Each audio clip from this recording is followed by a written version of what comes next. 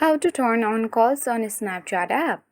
Hi everyone, welcome to the channel. This is Rose and I'm here to guide you on how to turn on calls on a Snapchat app. Watch the video till the end and without any further ado, let's dive right into the video. Launch a Snapchat application on a device. Make sure to log into your account. Now tap on chat icon at bottom left corner of the screen. Now, once you have access to your chat section, select a particular conversation and simply tap and hold their profile. Now tap Chat and Notification Settings.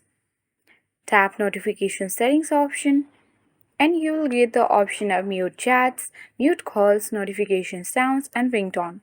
In order to turn on calls in a Snapchat app, make sure to toggle off the button for mute calls. If you have muted any calls, then you have to simply toggle the button off and make it to gray. After that, you will successfully turn on calls on a Snapchat for this individual.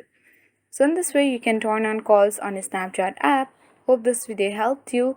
If you are new to our channel, hit the like button and subscribe for more tech and tips videos. Thanks for watching and see you in the next video.